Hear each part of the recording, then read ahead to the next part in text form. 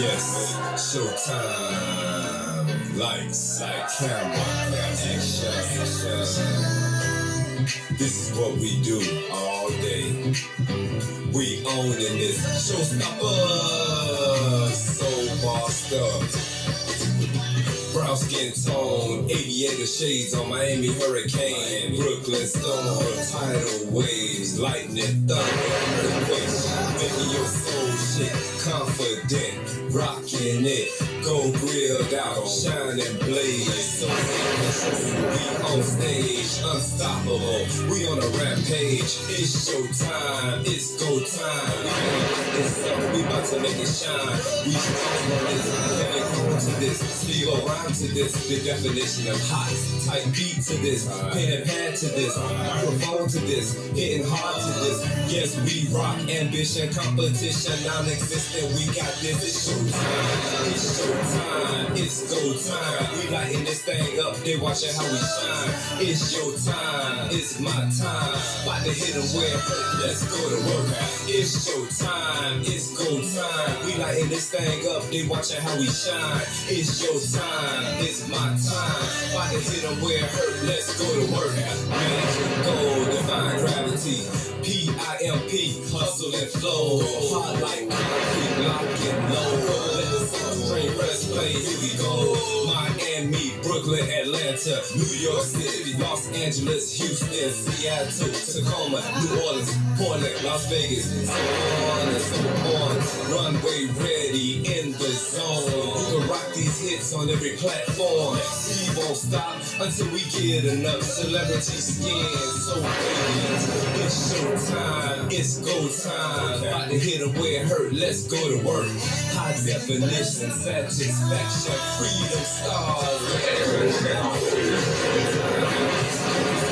lighting this thing up, they watching how we shine, it's your time, it's my time, about to hit them where it hurt, let's go to work, it's your time, it's go time, we lighting this thing up, they watching how we shine, it's your time, it's my time, about to hit them where it hurt, let's go to work, it's your time, it's go time, your time, my time, 2022, 22 twos, you know how we do, showstoppers,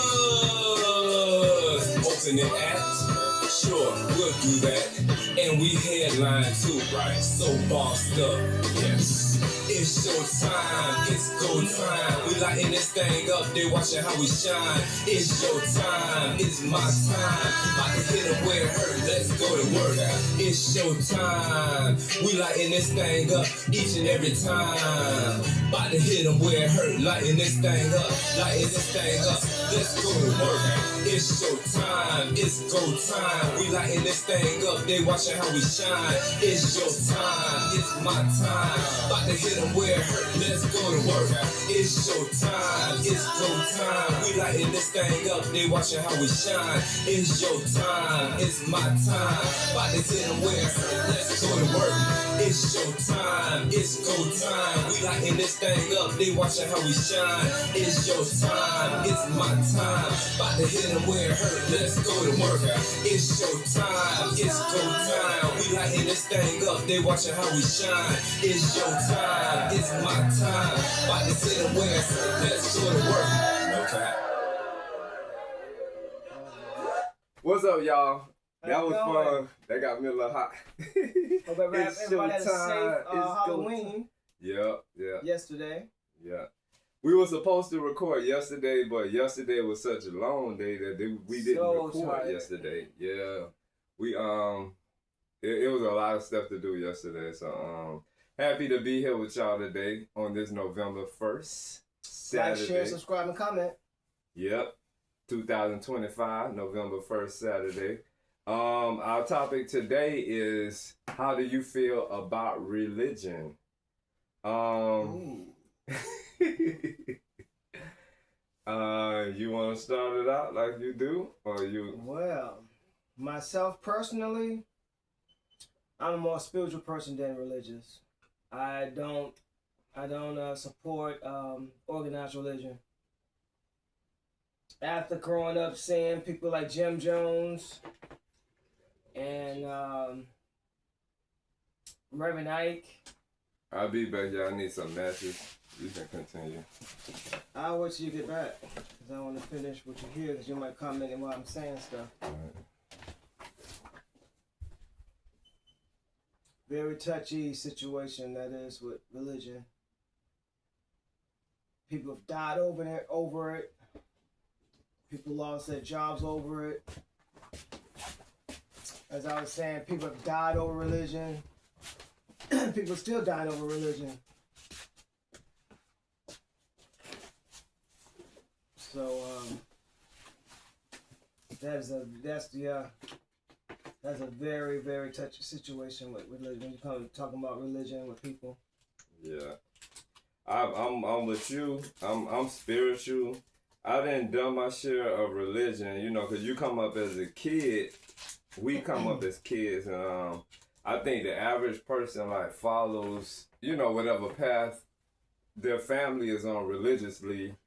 And sometimes some people stay on that path, you know, and then sometimes some people, you know, I ain't gonna say they go astray, like they get lost or nothing, but they seek other methods or other paths to see, you know, something works better for them. That's what I did when I turned 18. I was looking, I was in search for a good church. And I said I didn't care if it was Baptist or not. I just wanted to get a good church to feel, you know, spiritually motivated. Mm-hmm. So I actually went into different branches of religion. I went into I told you I went to a Moorish American temple. I've actually went into a mass at a Catholic church. I've done different. I went in and sat in different places, and even though you can feel, you know, your own spiritual connection to something. It's not saying that that's where your fit is, but yeah, like I said, after growing up with hearing about Jim Jones and then seeing how people react to different preachers and reverends and churches, it's like turned me off, because it's kind of scary. It's like brainwash, and then hearing all these other different places where people died thinking that they were going to a higher power or going to a different place, and they actually just committed suicide. And masses with religion. Yeah, that's like cultish. Yeah, and giving everything they have to a human being. And then they're supposed to be worshiping they're supposed to be worshiping God, but they're giving all their worthy goods and everything to a human being and following this human being. And this one person is you know, he's might as well say a millionaire, and everybody else is like regular people. Yeah, that don't be right when it be like that, because it's like, I eventually, you know, I found myself on a Baptist platform, but before that, like, from me having previous conversations with my Aunt Rosemary, who passed away, miss you so much. But yeah, she was telling me that when she was younger, she started venturing out in different religions. She went to you know, Catholic religion, all of to see which religion worked for her. Mm-hmm. And she found the Jehovah's Witness religion, and she told me she introduced that religion to my grandma, and it just, you know, the religion spread it. That's what she told me. So she was the first person to introduce my family to Jehovah's Witness and Jehovah's Witness religion. Let me take my time, I'll be talking so fast. And from that point, you know, I was eventually born, and then I was born, you know, learning the Jehovah's Witness morals and ways of life. You know what I'm saying? I was what am I trying to say? I was raised up on Jehovah's Witness doctrines, pretty much is what I'm trying to say. I came up as a Baptist. So when I got skeptical about baptism, yeah, because when I asked questions, what's that? When you said, okay, yeah, I thought that was food. I finally felt it coming on when we was eating breakfast. Yeah, I get those sometimes too, and sometimes I push my nose back and you get all that white stuff come out. Because if you see watch the tape, you see me messing with my nose. It starts like tingling. But yeah, mosquitoes be biting.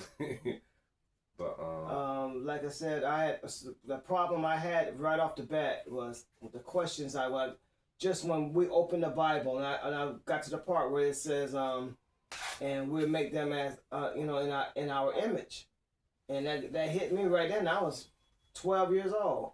In our image, a 12-year-old person asks, why is, if God is one person, one entity, why is he saying our image? And they kept telling me, oh, you got to say that for Bible study. You go to Bible studies and you'll get it. Don't ask the preacher. Don't bother the preacher with that. And then, okay, so if the church, if he's supposed to be the head of the church, he's over everybody in the church. Why can I not ask him? Yeah, and a lot of them churches. Why would you not want me to ask the preacher They a make question? the preacher seem like untouchable. Yeah. Like it's a bunch of people you can't get, to that person. Then I go to Sunday school, and I had asked the same question. And then she gonna say that I'm not supposed to, either she was a bad teacher. She gonna tell me I'm not supposed to question God. Yeah, no, so you're telling me that God is supposed to be so perfect that even though we had questions and that we wanted to ask, we gotta wait to go to God to ask him those questions. Yeah, you learn. You don't have those questions right now. I think instead of them saying that they don't know, you know what I'm saying? Because that's the thing. Why there's nothing wrong with me to saying you don't know. They're giving me another answer. They're giving me like, don't ask these questions, or just might as well say just shut up. They didn't say that. That's the whole thing. They didn't come out and say they didn't know. And see, I experienced that a lot from like Baptist people like that, because like in the Jehovah's Witness religion, like my grandma taught me everything from the Rudy to the Tootie. If it's something that I asked her that she didn't know, she told me she didn't know. You know what I'm saying? She didn't, but then when because as I got older, when I was a teenager, I like the conventions, and all the Jehovah's Witnesses that are watching this, they know about the conventions because you travel to different places, and I like it has something to do with traveling and going in hotels and getting new clothes, But you go into these conventions, like say for instance, being from Miami, they might have a convention in, I'm going to just say Jacksonville, Florida, for example, or West Palm Beach. You meet up with all these different Jehovah's Witness congregations from all these various places. People come from wherever they want to come from, and you just meet all these variations of people. So that was fun to me. But as I got older, that every Sunday going to the Kingdom Hall, like I like music, and it's like they were singing praises to Jehovah from a songbook. The melodies were beautiful. But it was like the singer was like, in Jehovah. It was real calm. Mm-hmm. Now that part got me. Baptist churches also had, not conventions, but they would have when visitors come to other churches come to that church. Oh, okay. And that was kind of like different. But then that's when you really if you had problems with church, that's when you really did, because that's when you start seeing the attitudes of these people. Mm-hmm. They're supposed to be church-going people, supposed to be, sanctified people, and they have attitudes because of that church is supposed to be like competing with this church. Oh, yeah. That choir is trying to outdo this choir. Yeah, that church is trying to outdo this choir, and then you can hear the adult people, women talking about the other women, how they dress. Yeah, that's that human bull crap. Yeah. Yeah. But, and then when it came down to like the preachers and their children, everybody, some people worshiped the other kids, like looked up to those kids like they were like they were better. Top dog. Yeah. So and then like those kids were just worse as the regular people. Preachers' children are the worst. Like I had them going out when I moved. I ended up moving to Washington, moving to Virginia, and I came back from Virginia. And my mom said, like, oh, we want you to go to church for Sunday. I'm like, well, I'm getting dressed Saturday night. I'm about to go out. And I'm doing 20, I think I'm 23. Mm. And I go out, so I come back in, like you normally come back in like 1 o'clock in the morning. So you got to wake up at 6:30 to get ready for Sunday to be at church at 7:30. Mm-hmm.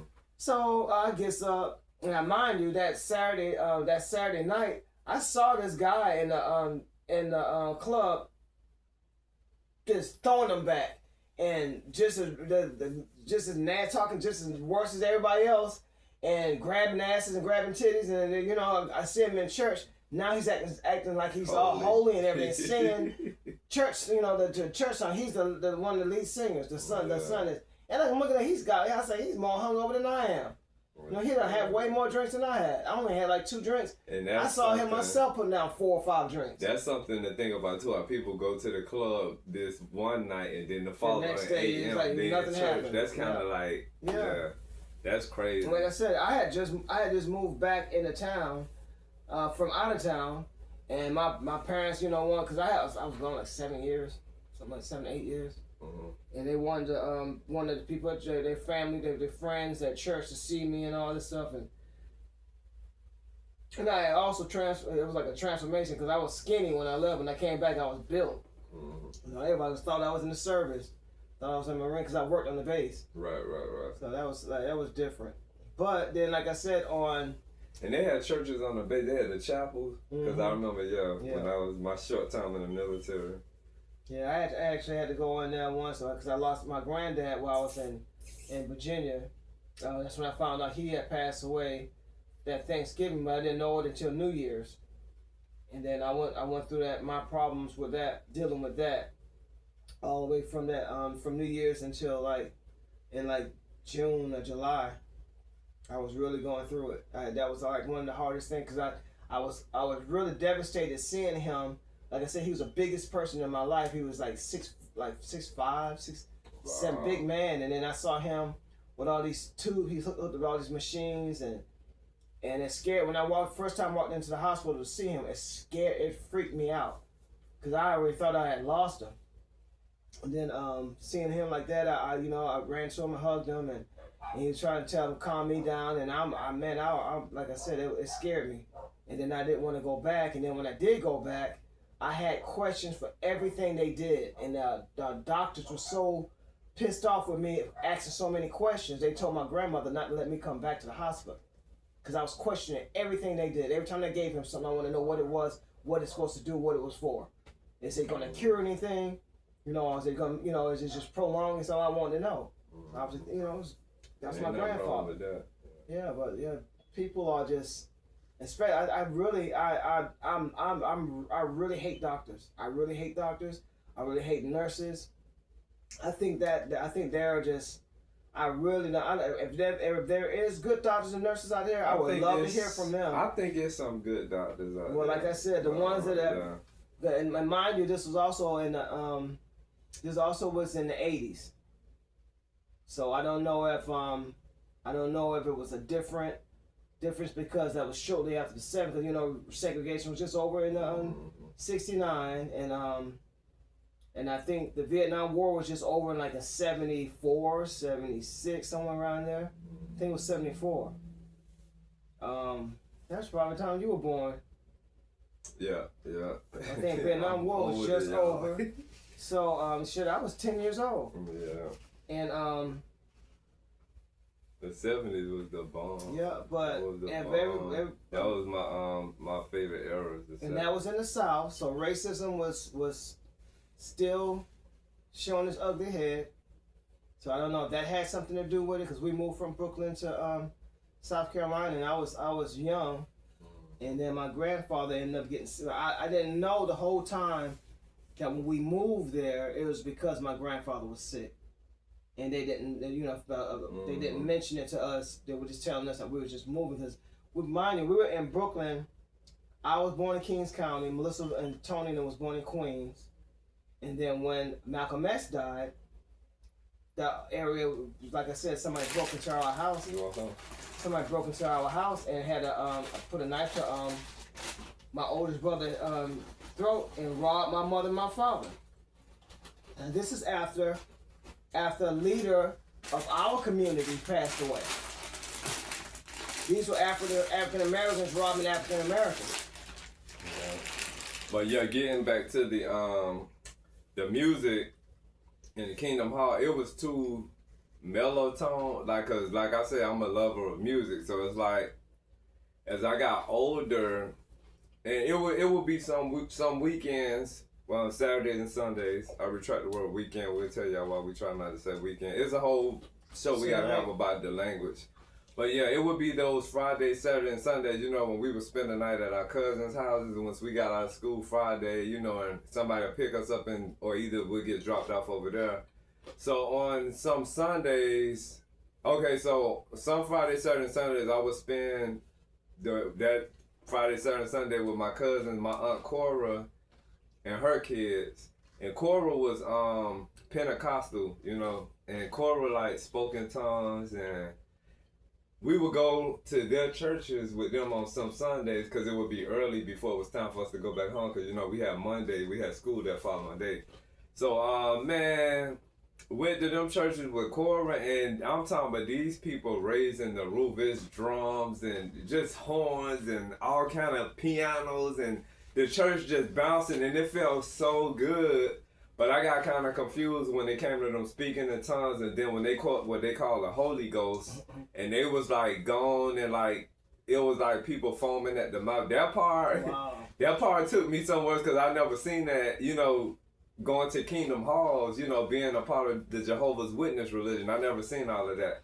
But the music part, it was phenomenal. In case you want some other people in there, but what I realized the difference was with how, oh yeah, Fritos, y'all.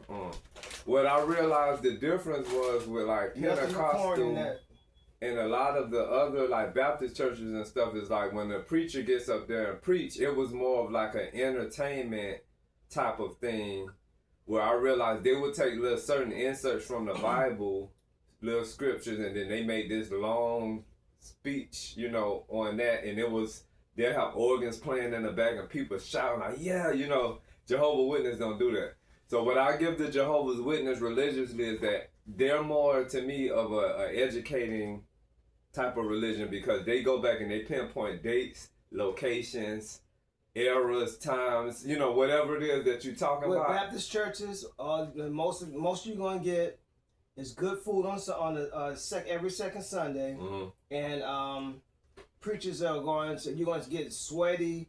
You can get sweaty shouting preachers. It was entertainment. Yeah, and that's that's what I lost it with the shouting and the people running through the church and four plus size women falling out in church, and I was like a good 98 pounds soaking wet, and this 400 and something pound woman falling on me. Now the scary thing about that is that if a lot of them people are putting on, if that's all an act, that's really scary. You know what I'm saying? 90% of the time, I guarantee you, I felt like it was an act because the same people you see doing you see those same people during the week, they're very nasty. It'd be like so how can you be slain in the spirit on Sunday and then see them Monday and they don't even talk nice to you? And yeah, so from experiencing Pentecostal church, like my aunt Cora, I was fascinated with Cora. She was a beautiful woman, long hair. Like Cora was the bomb. And Cora's gone too. Miss her as well. As I got older, when I decided, you know, I wanted to leave Miami and move to Atlanta, you know, of course, I was, you know, leaving a lot of things behind. So one day I had called my grandma because I always had to get permission from her. I had to have that conversation. And I was like, Mom, I think I want to try another type of church. You know, she was like, you know, what kind of church like? And I was telling her about, you know, Cora, about Baptist or Pentecostal, just something different. And, you know, it went to that. We had our conversation on that. So moving to Atlanta, I found myself with my cousins. They were members of New Birth Missionary Baptist Church, where Bishop Eddie Long was the bishop, the preacher. And I started going there.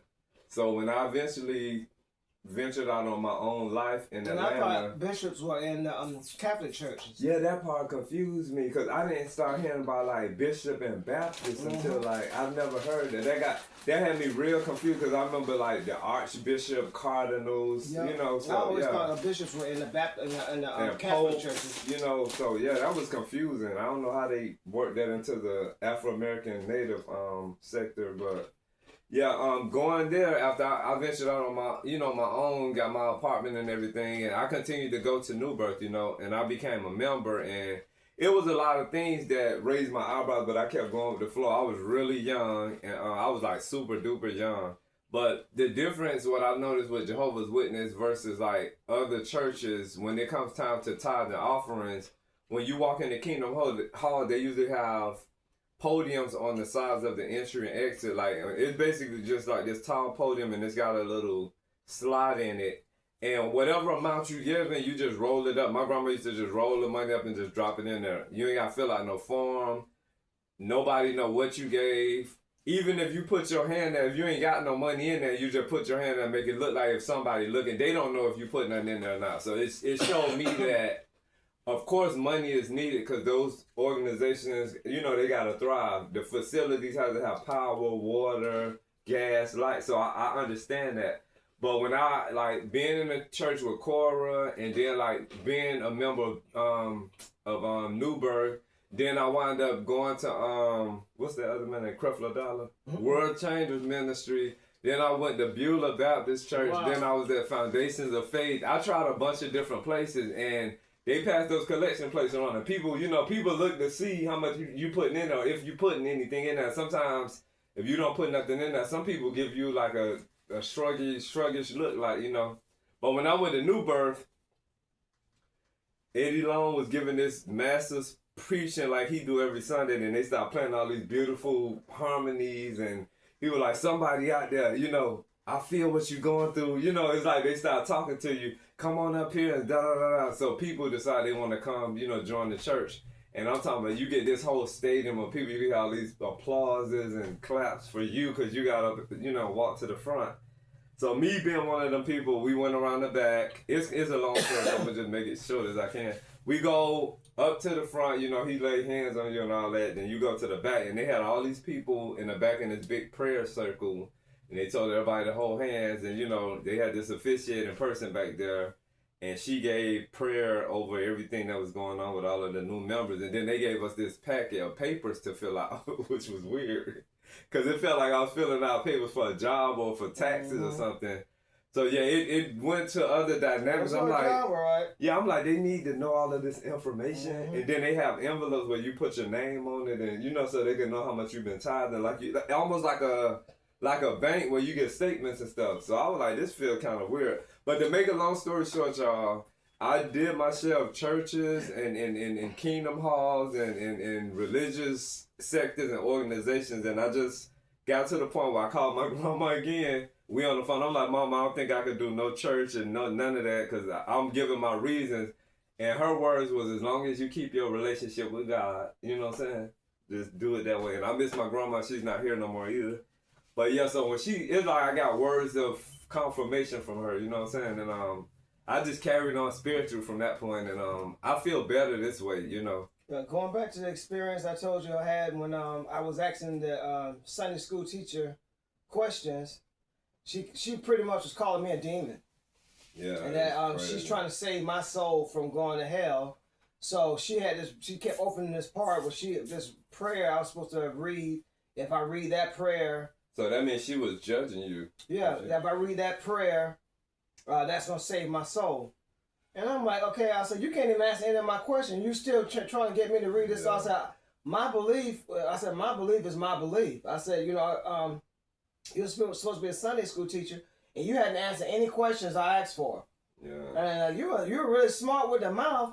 Your mama, you know, asked my mother name and all that, my grandmother name, all that. They're going to be so... They're going to be so ashamed of you once I come and tell them what the problem I'm having with you in Sunday school. I said, well, they're right upstairs, you know. See, they want you to conform, and they want you to just go along with the flow. This woman got so angry. She was shouting. She did everything except for curse. She was shouting. She was putting me down. She was walking back and forth. All the other kids was like, looking at all kids looking at her face. Everybody was like, they knew something was wrong. It sounded like something physically was wrong with her.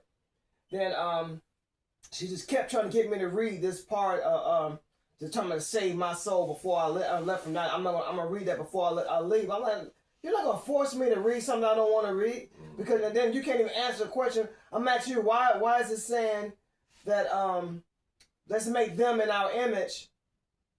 You can't even get past that. That's the first thing I asked you when I sat down was why is the book saying and make them in our image? And I said them is supposed. I said I can put together that them must be the humans, because God's supposed to, you know, God's supposed to be the divine entity. But who is he talking to?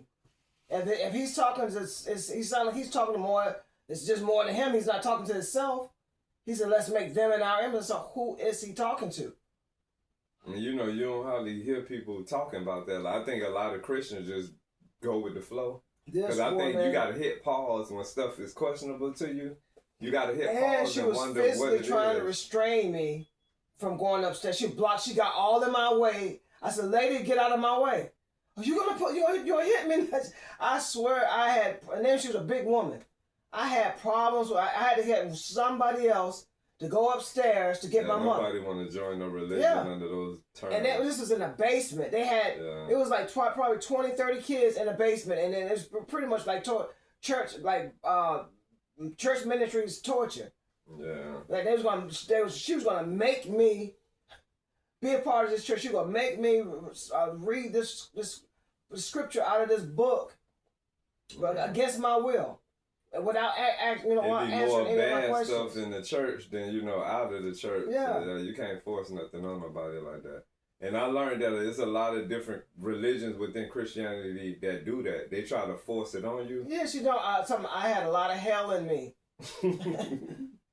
I had a lot of hell in me because I had questions. Wow. You're not supposed to question God.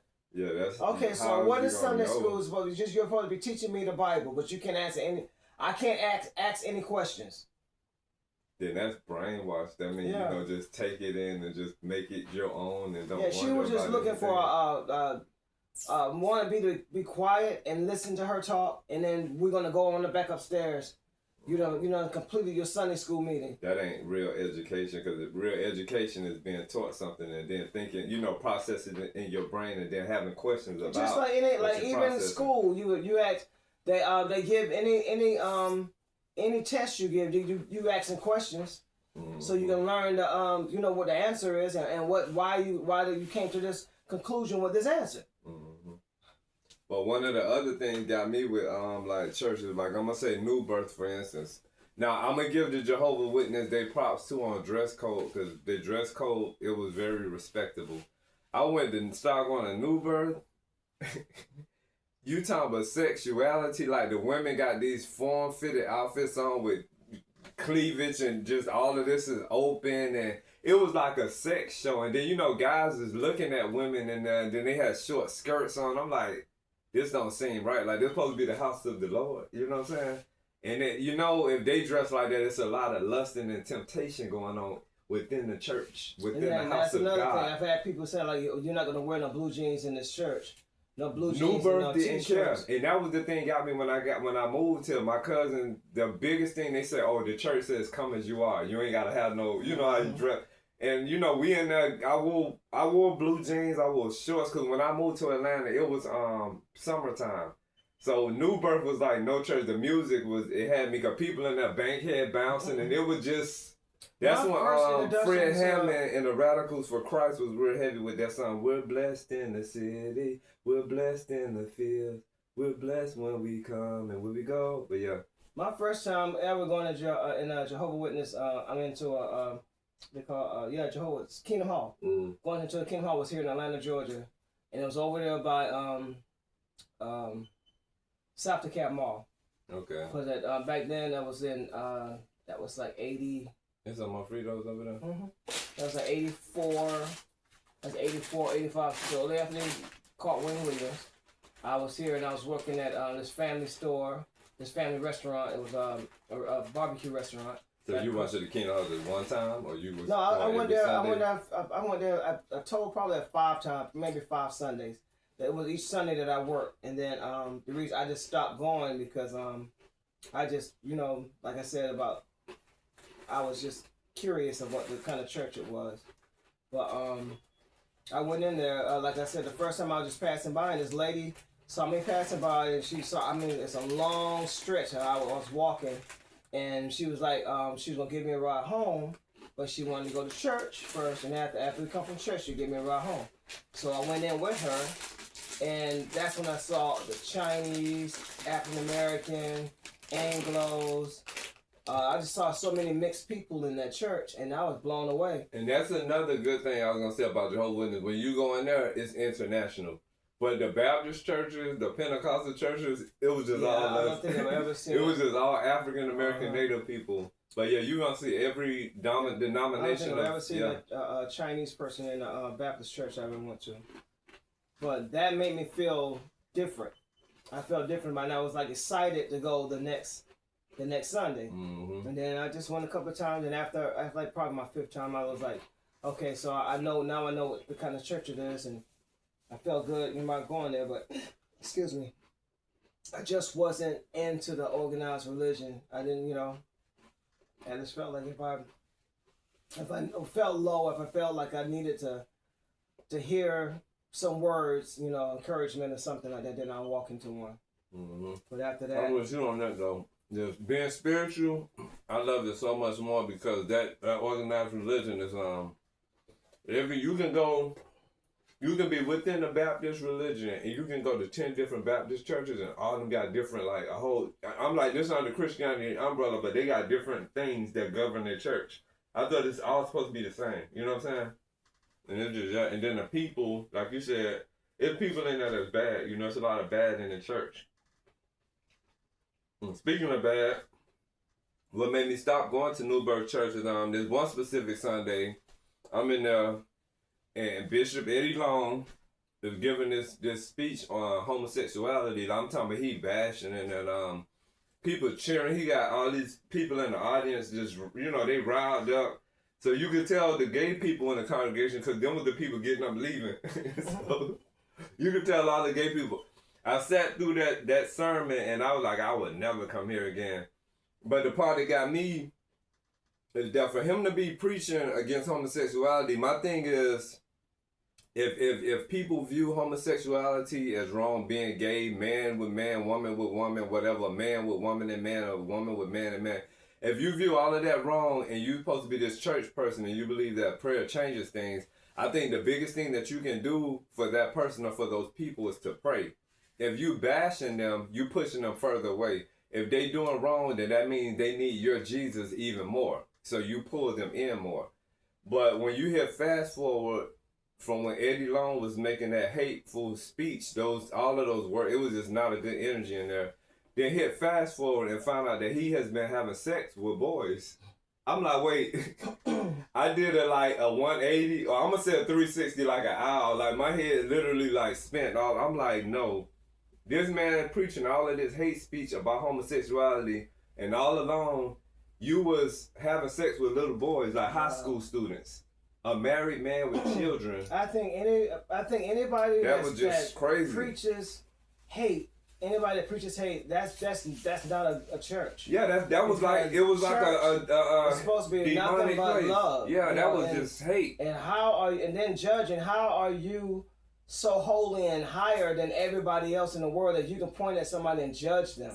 Yeah, he was talking about so many things that day, and it was just really like you said, that was not no church. That was like a demonic hellhole, and I never returned after that day. People would say, they're going to hell, or that's abomination.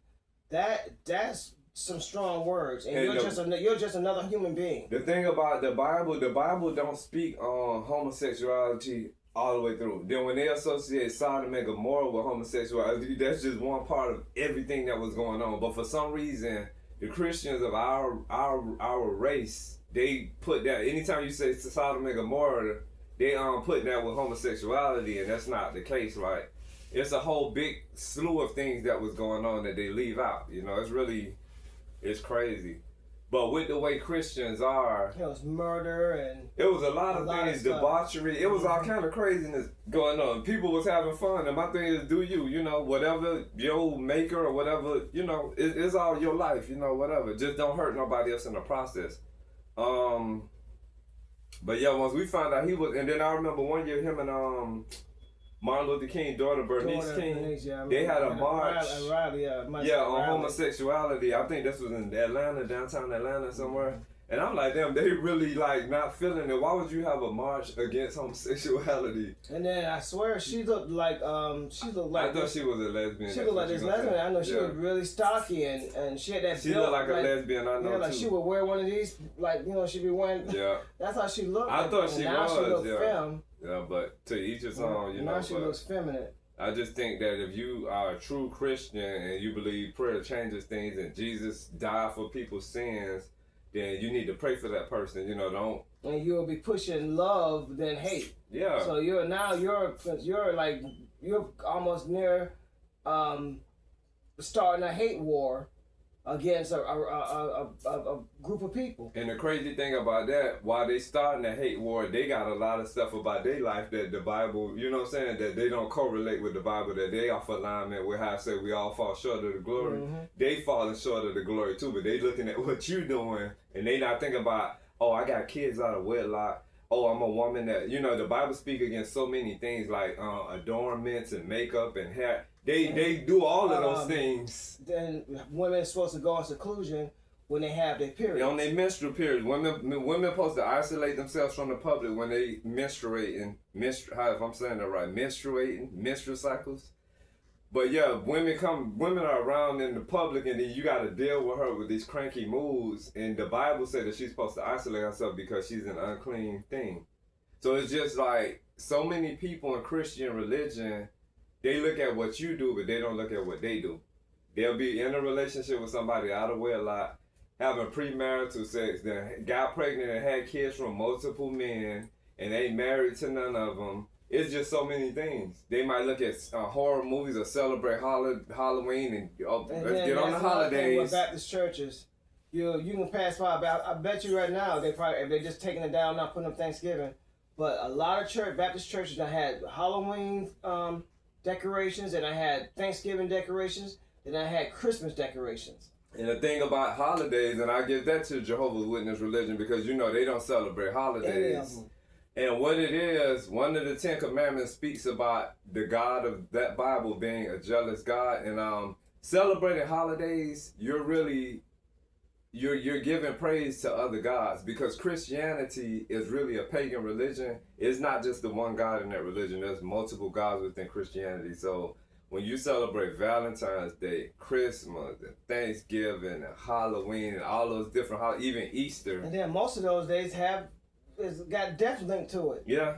It's got a bunch of slaughter and a bunch of craziness. Even and then Easter. The religion itself, because so many people die. Even with the what do they call those? The Christian Crusaders. Christian Crusaders. Mm-hmm. They killed a lot of people. They didn't convert to the Christian. And that's no way. Yeah, you can't make somebody want to convert or you're gonna kill them. And then even slavery. Christianity was involved in slavery. Yeah, as soon as they got off the boat, they gave them a Bible. So the way I look at Christianity when it comes to our race as African American natives, I look at it as if our race is following the slave masters. Those slave masters were Christians, and I feel like our race is following whatever doctrines that they were abiding by, but it don't balance out. It makes sense. It makes more sense as Native or African American, Afro American.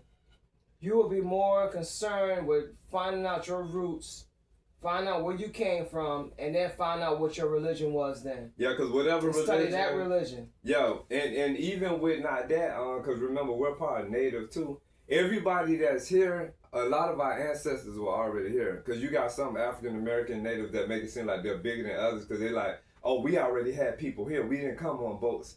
There's a part of us in our ancestry and in our DNA that came here on the boat. And then there's part of many of us that we got ancestors that were already here. So we mixed with all of that. And they traveled here on the boat. They came from Africa here on the boat before slavery. Yeah. So it's so many things. But like you were saying, it makes sense to dig into your own ancestral roots and find out what the religions were. But what it is, some people don't want to take the initiative to do research. Some people just like following a road that's already paved out for them. And that road can be leading to destruction, but just because everybody's doing it, that don't mean you got to do it. Because like the Bible says as well, is that the road to the truth is the narrow road, That Broadway that's the bad road. So it's just yeah, so many things. And then speaking of the Bible, because a lot of people in our race, they claim the King James version. Oh, hey, we read the King James version. You know, they just so proud of that. And what they don't realize is that King James was a homosexual. He was a slave, and he had something to do with the assassination of his mother. So it's so much craziness that it's just like the Twilight Zone. I don't want to be affiliated with any of that. You know what I'm saying? The Bible itself is many books put together. Yeah, and the Bible was tampered with because the Bible is a copy of Egyptian text. Everything that's within the Egyptian text, they put it in the Bible and just changed it around. The whole Adam and Eve thing, you know, and even speaking on them, it's just so much. I don't want to, my mind is just racing. But even speaking on Adam and Eve, supposed to be the first woman and first man. Yeah. And they supposed to populate the world. Yeah. So how can one man and one woman have millions of children? That means that their children was having intercourse with each other in order to populate. So is incest really a bad thing? You know, when you think about it. Then another thing the Bible doesn't speak about, where were the dinosaurs? You know what I'm saying? Was Adam and Eve caveman?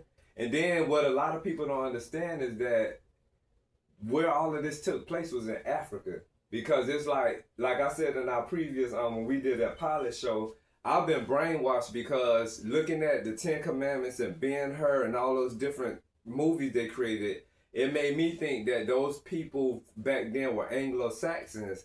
And how would they survive in Africa? You know what I'm saying? All of that was in Africa, so people have to realize that all of Noah, Moses, all of those people had this color. You know what I'm saying? Everything originated in Africa. So it just me getting older, I was able to brainwash myself, which I'm still doing to this very day, and I'm seeking truth. But you're not going to find it in the Bible. It's a lot of good in the Bible, but the Bible is an instrument of control. I'm down with any religion that has some good for me to take from it, even if it's that's kind of hit the movie of the Book of Eli with Denzel Washington. Denzel Washington. Yeah. When they say the person with the book has control. Everybody control religion. They control the mass of people. Yeah, so it's just the way I am. I don't look down on nobody's religion all the way to Luciferians. I'm pretty sure there's some good within that religion. People that believe in and worship the devil. He was supposed to be an angel. Yeah, and to go off of that, with the Luciferian sector, there's so many people I know of that call themselves Christians, and they will quote Bible scriptures to you. They will quote Bible scriptures to you all day long. And like you said, the devil was an angel. The devil knows the Bible backwards. So a lot of them people that quote Bible scriptures all day long and they're not living by that, I consider them Luciferians that's, pronouncing themselves as Christians. I know of a lot of people that are like that. They know what to let come out their mouth, but their actual actions, demeanor and their actions don't match. Words. So I know so many people that are Luciferians, even though they won't admit it. Yeah. Just because you can say something don't mean that you got to be about it too. You know what I'm saying? And it's just, but I don't knock no religion, even atheists, just different things. There's something good to take from every religion, and then based on what culture you grew up in, based on where you come from, that's going to determine your belief system. So if you got somebody here from India, Hindu, or you got somebody from China or Japan or Africa, everybody going to have different belief systems. So how can they say, no, yours is wrong. No, yours is wrong. No, mine. You can't do that, You got to take in and study and learn, Hinduism is really deep looking at their that religion, because they were flying and they had battles on these things where you go over there and they were showing that some of the ground, you can tell that some of the grounds was hit with like nuclear bombs, and this is way before nuclear bombs were even invented. So it's a lot of stuff that looks at is very different. I think a lot of stuff is really deep. It's more than just going to church every Sunday. They got pyramids all over the planet. There's pyramids everywhere. From even in Stone Mountain, there's a pyramid. They said there's a pyramid there in Stone Mountain. And these pyramids was somebody made them. And then, for a reason too. Yeah. They say the pyramids are portals, are warp zones. You remember Super Mario when you go inside something? They say you go in and then you come out in another place. The Aztecs, there's pyramids there. They're different places. It's crazy. Like how Banneker, how he designed Washington. Mm-hmm. It was aligned with stars. Mm-hmm. Yeah.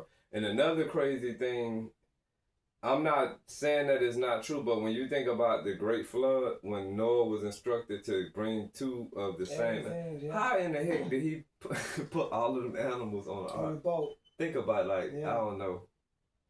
Scientifically, what I had learned was they was saying he took DNA from all of those, so that I don't know how all of that go, but if you can imagine an ark with elephants and giraffes and frogs, they said snakes and that's spiders. It had insects and if you can you imagine that ark had to be like a spaceship because you got to have all these compartments for all these different animals. Then the food that they need, and then when they waste boo boo and pee, well, you know what I'm saying? That's a lot. They had to be fed.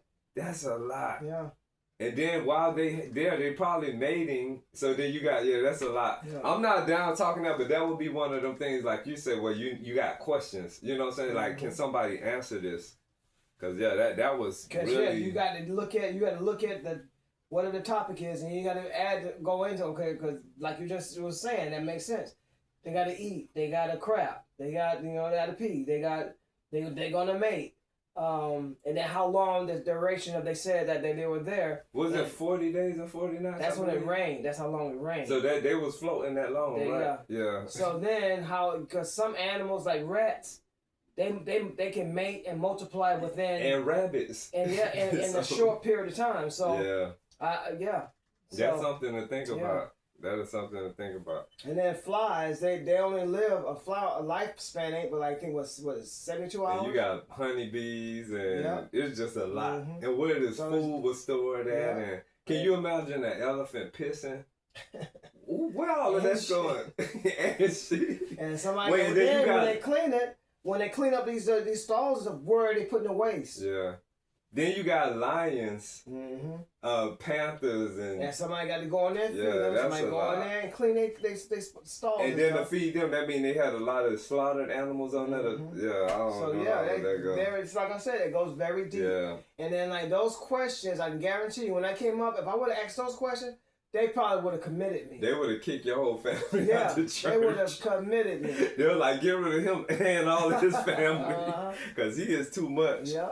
But and then another thing that a lot of people don't agree with. So in the Bible, it speaks against women being preachers and leaders of such, right?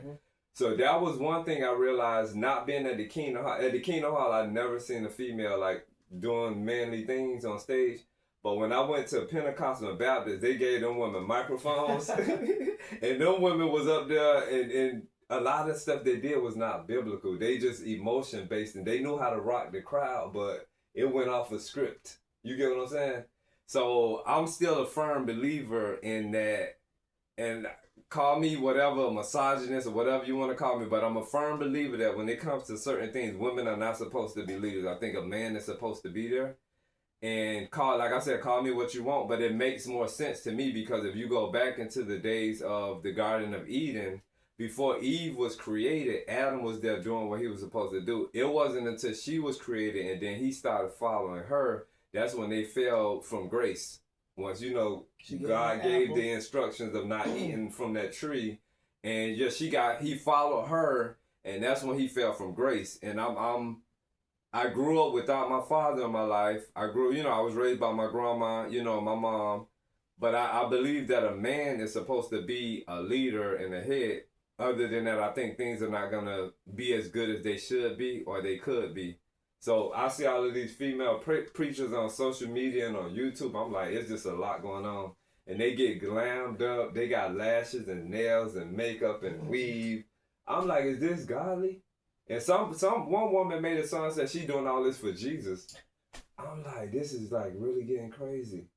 Jesus required all of that, like the glam, all of that. There was one. That's crazy. There was one preacher I don't remember where my parents and my grandfather them took me to, but this is one preacher he was saying something about God, how God was send two males for some type of study, what was studying or like what is it they called missionaries. Missionaries. It was always sending two men to these places, and they would travel, long periods of time. It was just them two together for companionship. And the question was, he was asking why he always sent two men, not a man and his wife, or a man and a spouse, or a man and a woman. He always said two men. Yeah, I think that there's just a belief, and I learned that later in life, because as I said in a lot of podcasts, like my family I was raised in was female led, and I'm not saying they didn't do a good job. They did what they did, but I just feel like when you got a man on the forefront, like you had your father your whole life, and he might not have been 100%. Because remember the podcast with the baboon? Hey y'all, if y'all go to some of our older podcasts when we had the third person with us, we had this one episode and we was talking about like our fathers not being in our lives like we thought they should, and Kelvin and our third former co-host had their dads in their life. But yeah, anyway, getting off of that, but yeah, like he might not have been that the way you feel like he should have been, but he still, to me, he gave you something to go off of. Other than a blank, because if you got your father in your life and he's not a bad man, but he got good qualities about him, you can nitpick. Okay, I'm gonna be like this. I said, like that. I wouldn't 100% say that he was a complete bad man. I still loved him, but he just didn't do the things he should have done, the times he should have done them, because he had the means, so he made the money to pay for everything. I'm saying this was in the 70s, and I seen one of his checks, and I was like. Today, that would still suffice today, yeah. So yeah, he was just, how some people think that this one, when they gamble, they get into gambling, they think that just one time they gamble with this money, they're gonna get this big plethora of money, and they're gonna take care of everybody. I think that's what people fall into when they just get addicted to it, because they're looking to either make their money back that they lost, or they're looking to make a bigger payoff to do so much with. And that's just like what when people see these big signs with the lottos, and I stood in line and seeing people spend $400 or $500. I'm like, I know, looking at them, I know they're spending can go towards. They're spending their rent money. They done got addicted to it. That it just took over them. And it's like you can't cut yourself off. So I'm just gonna spend. This $2 and then I found out that the $2 went up to the Powerball and Mega Millions. I think now it's $5. Yeah, that $5 to pay for something. Oh yeah. Once they did that, I was like, I know I'm not ever participating. If somebody buying 4 of those, that's $20, right? So that $20, that's a meal, like and go to the phone. When it used to be $2, if I saw it really big, I'll go in and I'll just say, okay, well. I'll spend $2 to get a quick pick to see, if something happens. You think the scratch offs is still the same? Like the what was the one we used to win off all the time? Buck something. Yeah, you think that done went up, or them probably the same? I think $1 scratch off. I think they still $1 scratch off and $2 scratch off. But I think people want that bigger bang from when they see that big billboard of all them zeros. Yeah. So that really shows that the greed that they had to change that lotto from $2 to $5. From first it was $1. For years it was $1. Then it went to $2, and now it's $5. And the time where everybody's really struggling, they changed it. Up, and they already know some people have a serious addiction. That's an addiction for gambling. Do you think there's Christians that play the lotto? Oh yes, I believe so too. That's going against Christianity. You know what I'm saying? So that's why I said so many things that they'll look at what they consider you doing wrong. Seen a lot of grandmothers. Yeah. Seen a lot of grandmothers spend over $100 on these tickets. It's crazy. Because that goes back to something when they said Jesus when it flipped over tables or something from So gambling is against Christianity. It's just crazy. Yeah. That is crazy. I've never and I'm 60, I'm in my 60s now. I have never heard a church I've seen a church, because you know they like to publicize things when they spend money on doing things. I've never seen a church that's went into a neighborhood, cleaned up a neighborhood, gave people houses, or came and just went and paid people bills, you know, and like said, you times like right now where people saying that they're not gonna get their Ooh, yeah, you hit a good one. That's something, y'all. When people not getting these SNAP benefits, they churches are supposed to be stepping in. I have never heard of wow. a church that said, okay, well, my that's community, a good one. Yeah, my flock, my community is not going to suffer from this. That's a good one. And pay their light bills, pay their And then the crazy thing about it shouldn't just be like, say the church shouldn't just step in for people that go to the church. They supposed to step in for the entire community. That's what I said, community. Wherever that church at, that whole area supposed to be good. That's what I just said. It's a community. Cause Bishop Long, to get back on him, y'all, when he had all these boys that came up to the surface of him buying them Mercedes Benzes, and these high school boys, he got them living in their own apartments and just taking them to Africa. And doing everything under the sun with him, sending them sexy pictures of him and everything. To make a long story short, when all of that stuff hit the roof, it came to the media. It was a whirlwind. When something like that goes on media and you see it on the news. Yeah, and it got to the point of, well, while he was doing all of that battling, he eventually just died. Like they said he was sick. Like I don't know what the case was, but his marriage got involved because he was a father. But getting back to him, I was saying the fact that they said he had a house with just filled with all of these, a mansion that was filled with tons of vehicles and just all of this material goods, and his rings that he wore, they spoke high of all of that stuff. But some of his members used to walk to church.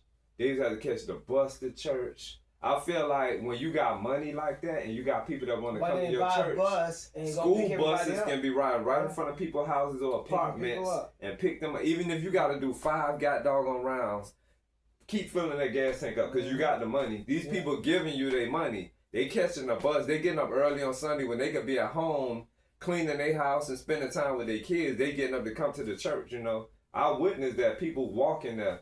Then you got your whole other group of people that's coming in Mercedes. They got their cars cleaned, and it was just a big fashion show, just and walk by people with their heads turned up. Yeah, it was a lot of things, but yeah, getting back to him, he had so much money. Like Kev was saying, anybody that was struggling, New Birth that I was going to, they was able to foot bills for people, but I don't think that it was happening that way.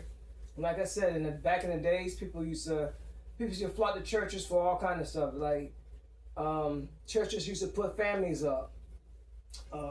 There was so much back in the days that churches would do for people, and I mean these were men that were cared about people, and they would literally be working and doing all kind of stuff to make this money up to take care of people, and you don't hear that no more. That was like when I was a kid, like in the 70s and in the late 70s and when the 60s, I was just born. I was 4 or 5 years old when I was able to really comprehend stuff. Mm-hmm. But I remember hearing churches really looking out for people back then. You don't hear that no more. It's a whole nother ball game going on with churches. And a lot of stuff that people did then, it wasn't televised. It wasn't televised. It wasn't a phone to record people doing stuff. Like they'll walk by, see kids with like no shoes or shoes with holes in them. They take you to the nearest back then whatever store with families or whatever store was open, like Family Dollar or something, buy you a pair of shoes. You know? That's crazy. But yeah, that religious way is not, Yeah, all of that kind of stuff is like, you need to come back, because now people have got to the point where everybody seems like they want to be bougie.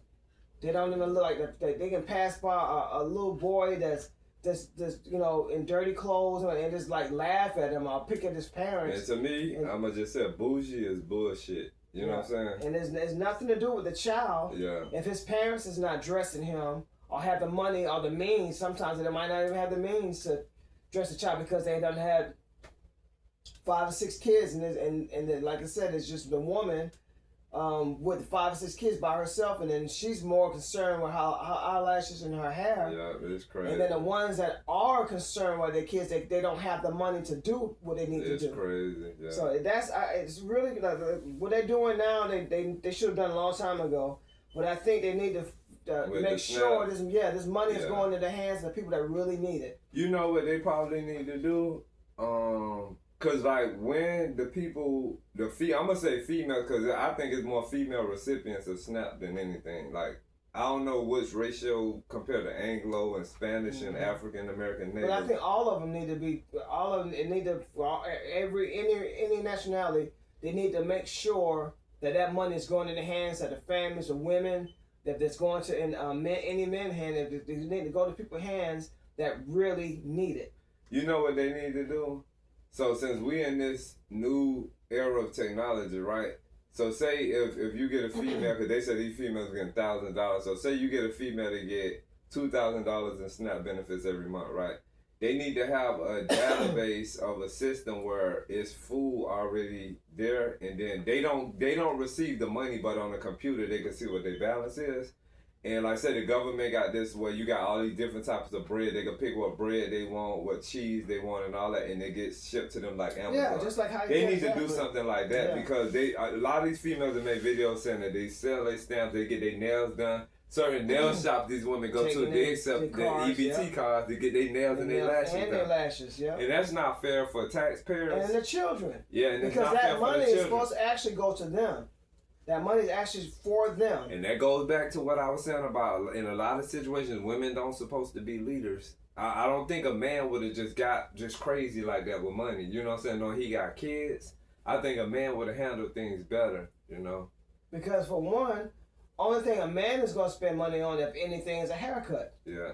And if people considered a man going crazy spending money, it'll probably be like getting vehicle maintenance done so his family can have transportation. But I don't think he finna go plopping like, oh yeah, I need my nails done, you know, do my hair, you know, and a haircut ain't gonna be nothing like major.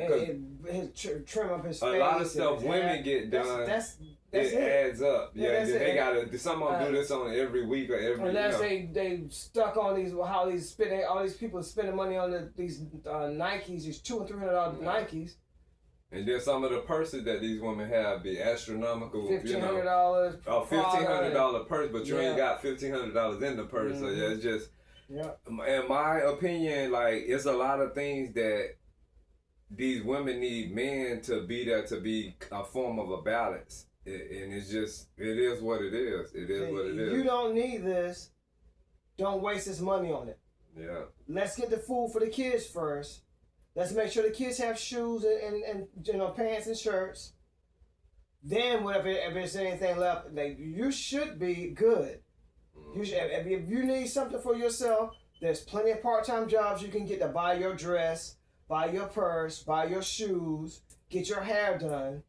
There's plenty of jobs out here that you can get that can go out there and work and get that stuff done. Don't take from the children to get your nails done, to get your hair done, to get your your nails and your toenails done, and your dress and your Oh, that stuff adds up. Everybody know women maintenance is way more than men. Money goes fast when way more than men. Money goes fast when you spend it like that. And for the females that are members of churches, I feel like this need to be a repetitive thing that churches are saying to their female congregation. Yeah. But yeah, it's crazy, y'all. It's cray. But yeah, I think where we at now in society, where we are now in this world is, I think this universe is calling for a restructured order, a different balance with how things are, because there's just so much that's just not right. And to me, religion, being a part of a religious sector, to me, it doesn't make things better to say, oh, I'm Christian, or I'm Catholic, or I'm this, or I'm that. I don't think just because you claim that you are a part of a religion or you're affiliated with a certain church, I don't think that makes it better. I think before religion was ever created, we had those standards and those morals of right and wrong and good and bad already instilled in us to know, even if if you haven't been taught what was good or bad by your, your elders in your family, your parents, your grandparents, something inside of us lets us know when we're doing wrong. I believe we have an innate balance within us that let us know, when we're doing something wrong. I was still talking. I heard you. Yeah. Go ahead. But yeah, it's crazy. It is crazy. And then that whole marriage thing, when you do get some people that get married, more than likely it'd be the female that want to get married, and then that'd be the same person that want to get a divorce. And then the thing with the marriage, the big ceremony.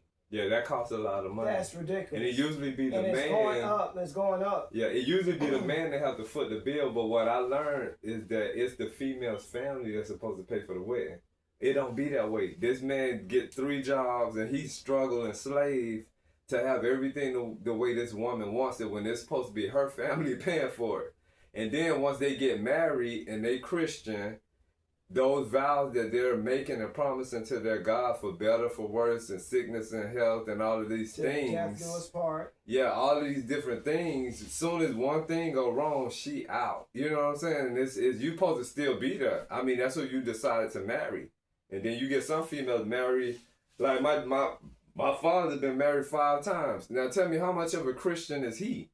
Because one of his doctor's appointments I took him to, we have a conversation with the doctor, and his 5 marriages came up, and the doctor was like, "Oh, why you got married so much?" He say when the females act up, God removed them and bring him another one. That ain't how that go.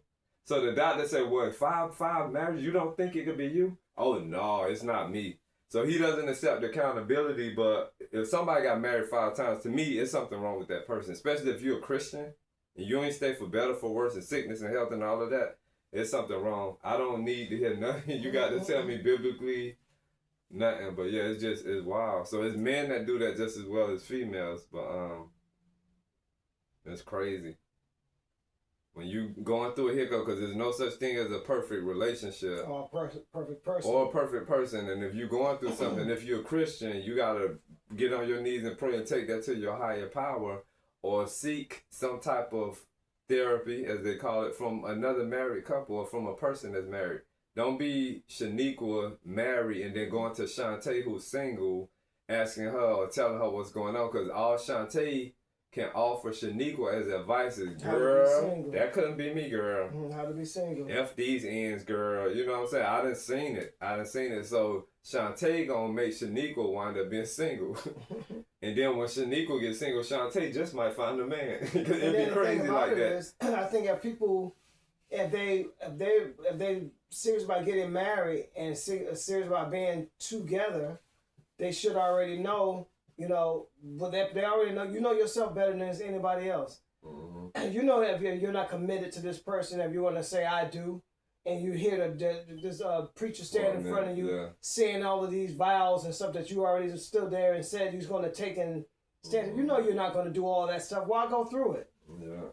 You know you ain't going to be committed to this person. You know you ain't going to, the first time somebody be nice to you or say you look good today, you ready to go to bed. They smiling. Oh, yeah. He like me. So while you going through all of this song and dance, when you know you're not committed to what you're saying you're going to do. Mm-hmm. It's crazy. That's the biggest thing. That starts it right there from the beginning.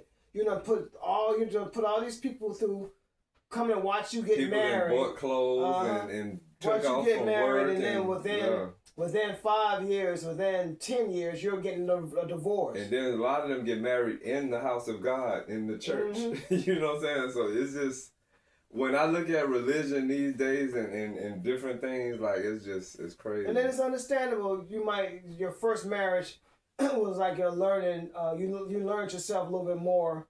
And okay, if I get married again, none of this is going to happen. Mm-hmm. And your second marriage is going to outlast anything you ever done. Because you were serious that time. Mm-hmm. Your first, everybody deserved that first mistake. I can see that. If you get that first mistake. I can see that. Some people married that first time and they ride on out. I can see But I can see the second time you get married, you should already know, okay, I already had one marriage. I'm not about to get divorced again. Third, yeah. And then I'll have two marriages that failed, and I'm looking to marry somebody else. Then they're gonna start looking like, hey, you know what's wrong? Because I know some people that have been in a lot of different relationships, and they point at the people. And I'm sitting here because I'm older now, and I never hear these people say, well, I was wrong for this, I was wrong for that. I hear this a lot from guys and females. I was so wild, I wasn't ready. Yeah, I don't hear this. They just tell you, oh, well, this person was such and such, and that person. I'm like, okay, well, the way the universe got it structured, it was something with you. I'm listening to what you tell me, but my mind is still thinking other things because you making yourself seem pure and innocent. You're the victim, though. Yeah, I see that a lot. Yeah, you're the victim. And the thing about everything, what I firmly believe that man was not meant to live alone. I believe that, I don't care if you gay, straight, bisexual, trisexual, unisexual, whatever you're sexual. I think that everybody is meant to be with somebody. Yeah, no man or woman should be as you carry age, their whole life by themselves. And that's what I told my father when he was staying with us.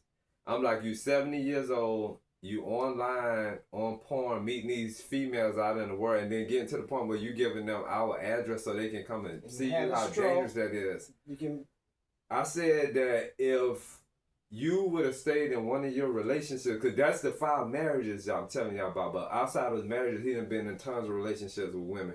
I said, if you stayed in one of them relationships, you would have been able to grow old with one of those women, and y'all would have been able to ride it out, and you wouldn't have had to be here with me right now, because whatever needed to be done, y'all would have been having each other back. I told him that, and it's just, some people get old and they wind up alone. And then start having health issues, and then somebody got to take care of. So you're going to end up finding that person that's the worst person that be looking out for somebody that's that need help, and you're going to get abused, especially if you're nasty.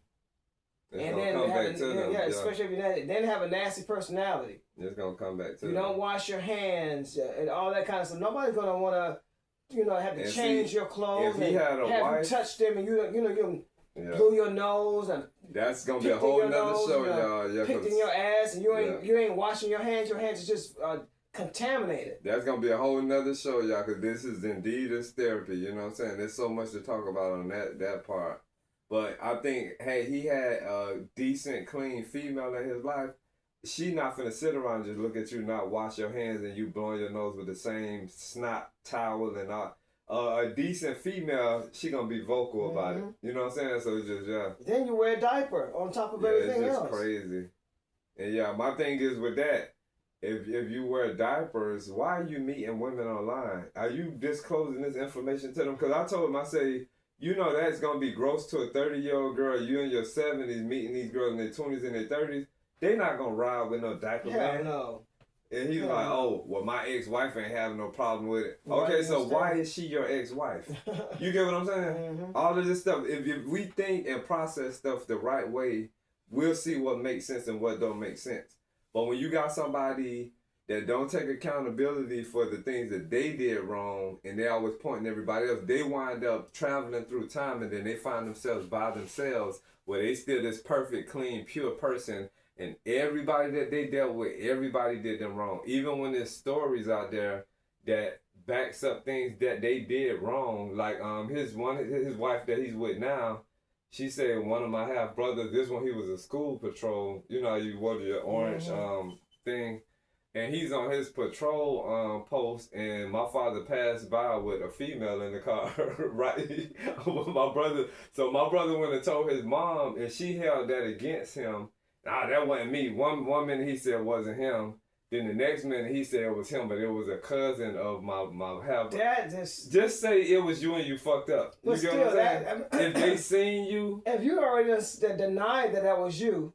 And then you come back and say, "Oh yeah, that was me. What I was with." That's and you're a Christian, you're a Christian, and he was married to her. That should be the end of the conversation. Okay, you're a lying piece of shit, because now you went from not being you to that being you and you're with a cousin. It's just crazy, And then this is Christianity behavior, because even the wife of his, Teresa, she was like, oh, Al did this to me, Al did that to me, I will never fuck with him again in life. And she quotes Bible scriptures like you would not believe. That's why I say the devil knows the Bible just as good as anybody else.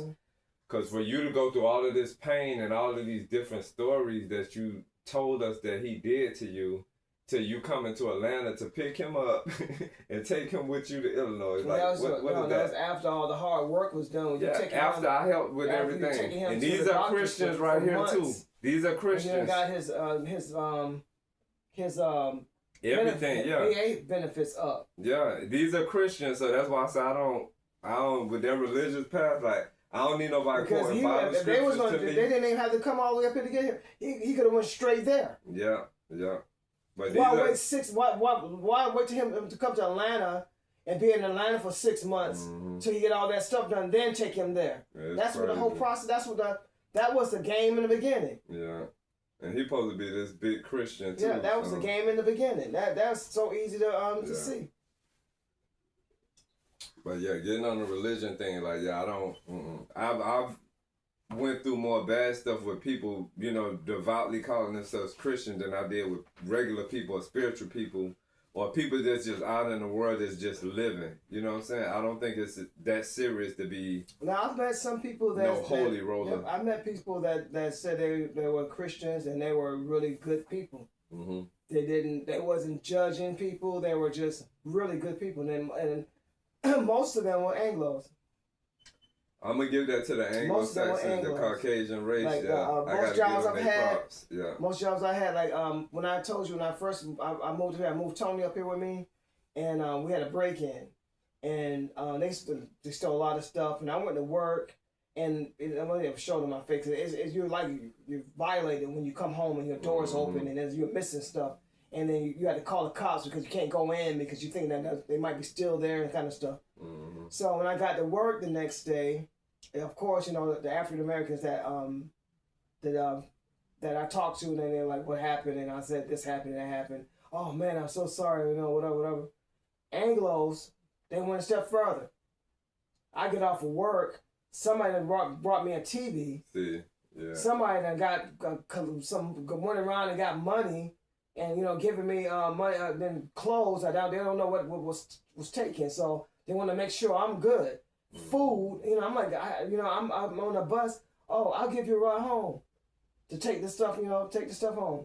I gotta give them props on so much, yeah. Yeah, like I said, it's most of the time in my life that I've had situations where it was like people went up and beyond. I had a lot of African Americans help me out a lot too. But when it came down to like big things, it came from Africa. It actually came from Anglos. Pretty much, yes. And I try to get the money back and stuff. No, I know what happened. Just do. If you see something like that happen to somebody else, you do that. You help them out, and that's one of the main reasons why I've tried helping people over and over again, no matter how many times I messed up with that one person. And like that, okay, I should have wasted my energy on them or wasted that money on them because they didn't deserve it. Like this final time, we sent the brain this garbage can from Memphis to Atlanta, and they're 30-something years old, and just wasting a waste of life. Yeah, that's crazy. Stuff is crazy, but I've gotten most of my. I'm gonna say a lot of the big helpers come from Anglos, and I think that there's something that our race has to stand to learn from Caucasians, from Anglo-Saxons, because even how we talked about the whole gay ise, like it's like with them, they like, okay, that's who you are, do your okay, it ain't like and that's another thing. Yeah, I've never had a issue at work or anywhere with Anglos. With any type of thing when it comes to sexuality or anything. And it's more African Americans than anything. It's an ignorance from our race when it comes, and it's like, okay, we descend from slaves. That's the ultimate worst. You can't get along and work the rest of this shit out. Yeah. You know what I'm saying? You have slave DNA pulsating through your body, and you got a problem with what somebody else do with their life behind closed doors. And that don't make no sense. You should concentrate on yourself because you're all out of shape. Yeah. Drinking, smoking more than anything else in the world. It's crazy. But you look at this person and then you see, what is it? You're jealous or what? I was raised like it's just an ignorance then. That's why I say we stand to learn a lot from Anglos because there's so much that. And then it's a lot that. Once you get to a certain age, there's no excuse. Once you get to a certain, once you're over the age of 20 years old, there's no excuse for that ignorance. Then if you have children, you're giving that knowledge to those kids as well. And this is the crazy thing I have with people, Christians or whoever, whether you're Christian or not, that have a problem with gay people and they talk bad about gay people and they have children. You have no idea who your children are going to grow up to be. You know what I'm saying? Mm-hmm. You can have 4 kids and you can just hate gay people to the core of your bones. And guess what? All 4 of your kids can wind up getting older and becoming gay. Because somewhere down the line, they're going to experiment. They're going to wonder. You know what I'm saying? They go to college into that big different world.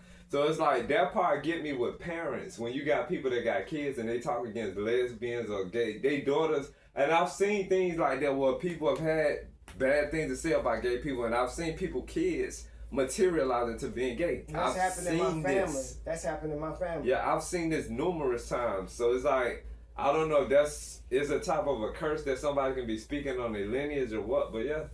I've seen this, like, so that people that talk against gay people that got kids, their kids, I think that's like the ultimate ignorance because you have no idea. And you can't say you didn't raise them to be gay because who raised their kids to be gay? Yeah. You know what I'm saying? You're going to be the biggest sissy. Girl, you finna be the hardest dude to saying that to their daughter, but nobody raised their kids to be gay. It's a part of the universal balance. There's a bunch of different ways to become gay. But the whole thing about it is that homosexuality has existed the same amount of time that heterosexuality existed, which was at the beginning of this universe when it started. Because if you look at everything in life, everything has a polar opposite. Straight people can't exist without gay people. Gay people can't exist without straight people. Like you got light and dark, right and left, up and down. You get it? Everything has a polar opposite. Imagine a world where everybody was straight heterosexual. It's going to be overpopulated. It would be so many effing people. So to me, gay is a balance. It's a universal balance of population and sorts. Because you got some gay people, they actually go out and adopt kids that straight people failed on. So gay people play a part in backing up straight failures. Where they had all of these kids. Then you we know people that have went and adopted kids. You have people talking against that. You have people talking up against that. But they not adopting the kids. Yeah. So yeah, it's just crazy. So I look at gay as a form of a universal balance. And then if you got y'all Christian creator, y'all God of all creations that created everything, guess who created homosexuality? That same God. The same God that created water created fire. But you have people calling saying that's abomination. Yeah, it's crazy. Yeah, the Christian people saying that's abomination. They need to get more in their spirit and really think, you know what I'm saying? Just really think spiritually, like, yeah. Because nothing can exist without the other thing. And these Christian people have children.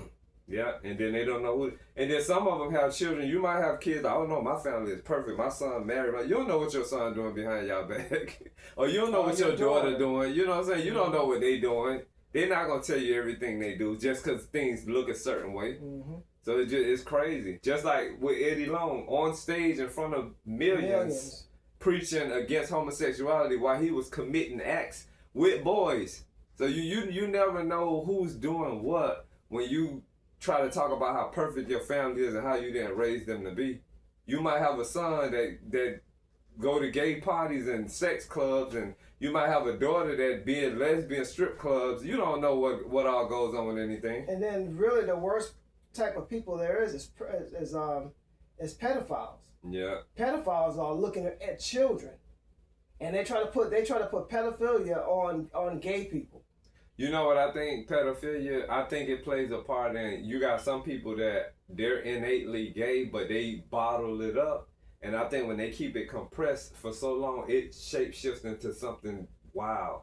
I think when you get some of these people that try to be straight people, but they really gay, it starts zooming in different forms. And when they come out, they do crazier things. Look how many celebrities and look how many actors has actually, and politicians has actually done pedophilia by being with 14 and 15-year-old girls and 14, 15-year-old boys, and this has been since for a long, not just in the past 5, 10 years. It's been an ongoing thing, and nobody said anything about it.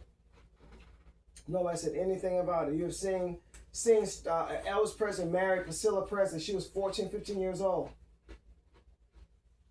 The singer that married his what's his name? I forgot what his name. Billie Holiday, something like that. He married his cousin. She was 14 years old. R. Kelly married Alea when she was 15. I'm good. Yeah, but it's a lot. That's the word. And it's rare you hear. I don't even think I've ever heard any gay man force himself on a 14 or 15-year-old boy. And if they have, they're in jail. They probably out there too. But But the most you hear with pedophilia is always, well, I'm sure it's both men and boys and girls. I think pedophilia is it's in its own lane. But that's the worst. That's the worst. Just like I think drag queens, they're in their own lane, and trisexuals, I think they're in their own lane. They can't really mix all that up with just gay, because I think those are different lanes. Like, and then you have some drag queens that says that they're not. They had some of them that said they've never been with a man. They just like to dress in women's clothes. Cross-dressers. That was back in the 70s. Men that was married to women, and they just love to cross-dress. But they didn't just cross-dress because they act femme too. I remember seeing a lot of movies and stuff where there was like documentaries, and then these guys they have nice big business corporate jobs, and they didn't want the companies to know who they were after dark, and that's what it was. It was. And then they said one of the presidents Hoover, somebody used to wear panties and bras. I thought about that while you was talking. Stockings and stuff up under his It might be a lot of people do that. Yeah. I think there's a lot of men that wear stockings and panties and bras under their clothes, and I think there's a lot of women that wear boxers and men stuff under their clothes. I worked with a woman that she filled out her job application as in loss prevention, like a security, and she had everything dressed down to the boxes. A man's suit. She had to cut her hair cut short. And the female that she ended up messing with worked with me and my brother, and she messed with the stud for a while, and then she didn't like her. If something happened between them, and it was like she was beating her up and everything. Yeah. And she came to me and my brother, and we ended up like helping her out with taking her, going to her house, getting a house. I changed the locks for her because the woman had a key. She didn't live with her, but she had a key. And she had two handsome little boys, and one of them actually looked like her but they looked like the father. But the woman that she was messing with looked like her ex-husband. She was just stockier. And women that wants to play that role as the man, a lot of them have some serious issues. They try to buck up at another man. I've had my worst experiences with the hard lesbians because I don't know if they feel like they this try to is the first time I've actually man. had a run in with a stud Anglo. I'm sitting down in the chair and she come behind me and put her hands on my shoulders like she trying to manhandle me, and I grabbed the hand, I flipped the wrist over, and I was bending her hands back. They gotta realize they still like, females. what the hell do you think you're doing? Yeah, that's it. And then we're going to have another episode of something we went through with this hard lesbian that we was renting from. That's going to be a whole episode. Yeah, and trying to play victim. Yeah, but it's crazy. But yeah, oh, you know what I wanted to say too when I was talking about how women come to church dressed sexy and all that. I can understand that one religion, the religion where the women are covered up and you can just see their eyes. The Muslim? It makes so much sense to me because with them covered up, that takes away temptation and everything. And, all you can see is their eyes. It makes so much sense. But I think according to American culture, American culture looks down on that. They do because they feel like they've been controlled women rights and all this. But it made, to me, a woman should, unless you want men to look at you sexually, you should be cool with being covered up. Unless you want sexual attention, which brings, me back to saying what I said in one of our previous podcasts. And I remember they used to say all men think about with sex, but I don't know if that's true. Yeah, women think about sex just as much as men do. When they come to straight relationships and straight couples, I've witnessed women go shopping and they look for things that contour their body. They look for things that look sexy in. So it's like, yeah, I think you probably think about sex more if you're shopping to be sexy. You're creating an image for massive attention. And then some of them have men.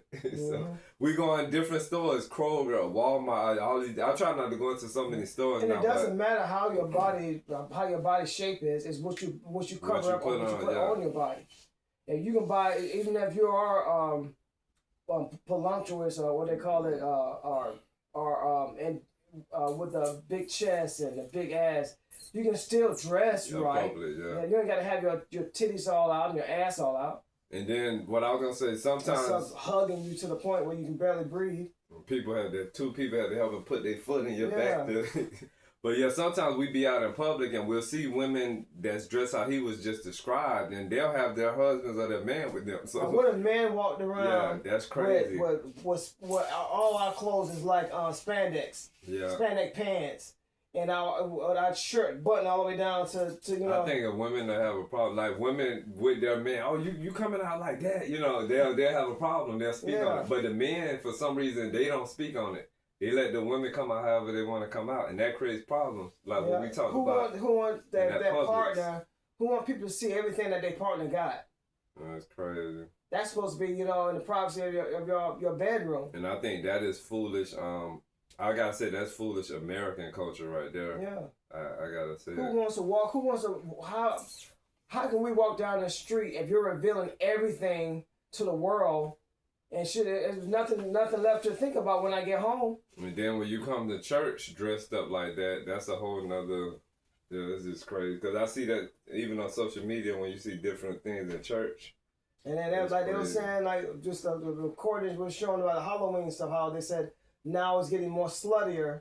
Oh yeah. With the Halloween thing. I was listening to that. The next thing is going to be they was just be pretty much just say naked. Yeah, what Kev is talking about is that with the holiday celebrations, it's like Halloween is supposed to be, for scary, Frankenstein, Dracula, ghosts and goblins. Mummies. But what Kev was talking about in this one podcast we seen today, the guy was saying for some reason women dress sexual. Like there'll be an angel with wings and they'll have their ass out. The guy was saying, why would you want to do that for Halloween? Like it don't make no sense. Then it takes away from the kids, during Halloween. Yeah, then it takes away from the kids because the kids are supposed to be one dressing up. Yeah, it's crazy. If adults gonna dress up, why don't you dress up with your child?